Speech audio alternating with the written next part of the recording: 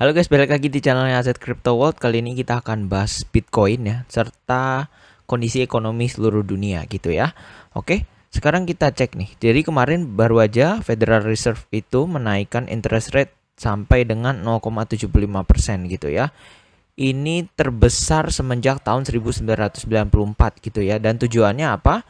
Untuk memperlambat inflasi. Oke, jadi apa sih yang dimaksud dengan interest rates ini gitu ya, kemudian memperlambat inflasi. Jadi cerita sedikit, karena kemarin pandemi COVID gitu ya, banyak banget US itu ngeprint duit ya, yang untuk disebar di warga biar istilahnya warga itu bisa survive gitu, tidak terjadi kekacauan ekonomi gitu ya, negaranya tidak rusuh ya karena orang itu susah cari duit gitu ya. Jadi uang itu diprint, dicetak sebanyak-banyaknya, di airdrop ke orang-orang gitu ya. Jadi orang-orang itu bisa survive gitu. Nah, duit-duit itu kan pasti sebagian besar itu ada yang dibuat sama orang itu nggak cuma untuk beli kebutuhan gitu ya. Tapi pasti ada yang dilempar ke market. Intinya seperti itulah. Nah, jadi sekarang Federal Reserve ini dia tiap bulannya gitu kurang lebih dia akan take profit gitulah intinya. Akan ngambilin duit dari market gitu ya. Contoh seperti surat-surat utang, kemudian mereka beli saham segala macam gitu ya. Itu duit-duitnya akan diambilin semua sama mereka gitu. Tujuannya apa? Biar untuk menekan inflasi gitu ya. Karena kita secara tidak langsung gitu ya sudah sangat merasakan inflasi dari banyak banget barang kebutuhan yang harganya udah naik gitu ya. Padahal intinya bukan lebaran gitu ya, tapi harga tahu-tahu naik aja seenak jidat, intinya seperti itu. Nah, orang-orang mulai banyak memprediksi kalau ini kedepannya akan terjadi yang namanya resesi gitu ya. Nah, gimana nih dengan market kripto gitu ya? Pasti pertanyaannya kurang lebih seperti itu. Mau market kripto gitu ya, lalu market saham gitu ya. SP500 pun mulai merah, mulai koreksi gitu. Ini menunjukkan bahwa market itu udah bear gitu ya. Orang-orang udah mau cash out duitnya dari market gitu ya, mendingan mereka pegang cash gitu ya. Ini yang kurang lebih akan kita lakukan juga, di mana sekarang gitu ya. Kita akan lebih untuk save cash gitu ya. Save cashnya dengan cara apa gitu ya. Kalau kalian beli Bitcoin atau beli saham gitu ya, saham Tesla, saham Apple, apapun itu aset saham atau cryptocurrency yang kalian beli gitu ya, itu jangan pernah kalian lamsam gitu ya.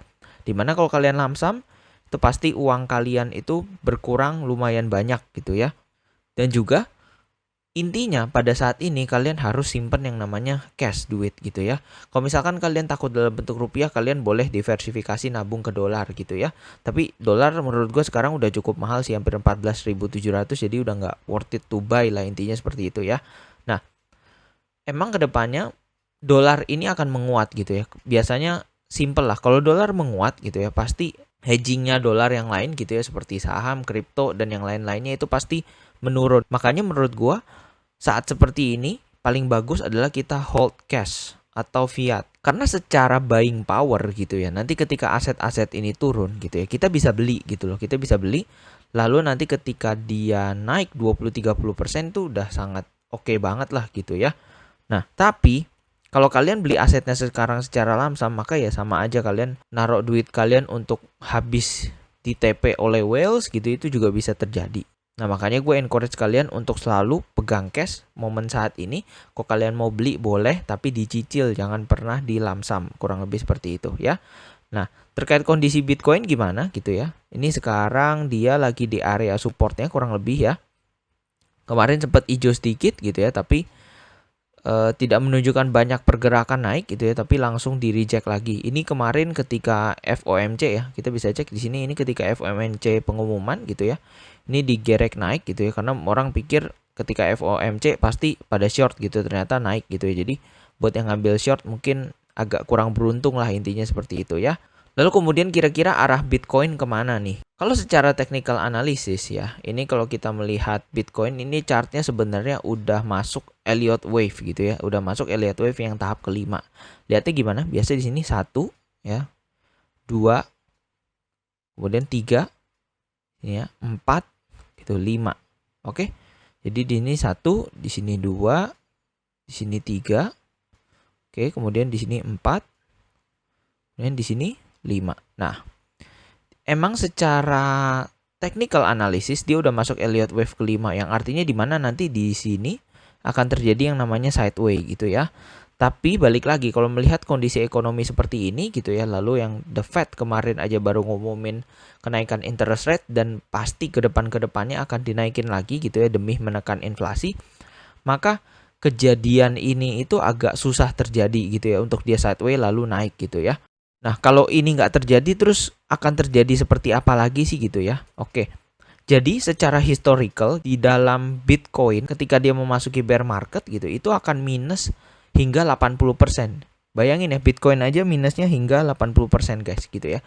Jadi sekarang kita akan pakai yang namanya price range gitu ya.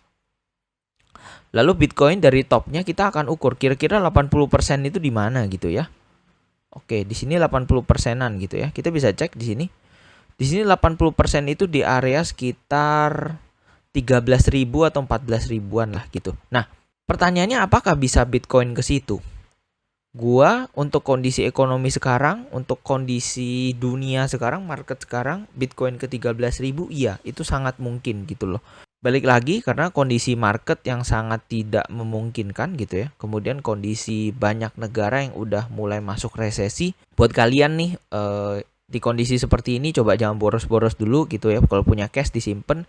Kalau ditanya kena inflasi nggak apa-apa gitu ya. Gue suka ngomong lebih baik minus 7% kena inflasi daripada minus 80-90% aset kalian karena kalian beli aset yang istilahnya kalian FOMO, kemudian kalian ngikutin orang bilangnya oh si A bilang mau naik, si B bilang mau naik gitu. Mending jangan seperti itu gitu ya.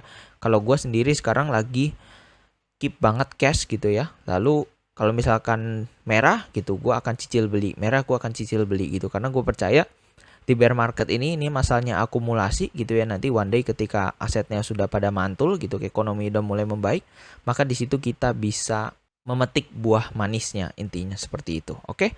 Nah, jadi sebenarnya kondisi seperti ini tuh nggak ada yang perlu dipanikin gitu ya, selama kalian masih punya pemasukan rutin gitu, contoh kalian ngantor, jualan gitu atau pun apapun itu di mana kalian bisa menghasilkan penghasilan rutin gitu ya. Nah, kalau misalkan kalian belum punya penghasilan rutin, itulah yang harus dicari istilahnya. Kalian mungkin jualan online, jualan kaki lima, atau jualan dengan modal murah dulu nggak apa-apa gitu ya. Kalau kalian ngarepin pendapatan dari play to earn, mohon maaf gue ngomong pahit-pahitnya jangan dulu. Itu tidak seindah yang kalian bayangkan bisa main game dan dapat duit gitu kayak. Karena untuk itu aja butuh modal, mending kalian modalnya itu digunakan untuk bisnis real dulu gitu ya. Karena kondisi ekonomi sekarang yang intinya tidak baik lah.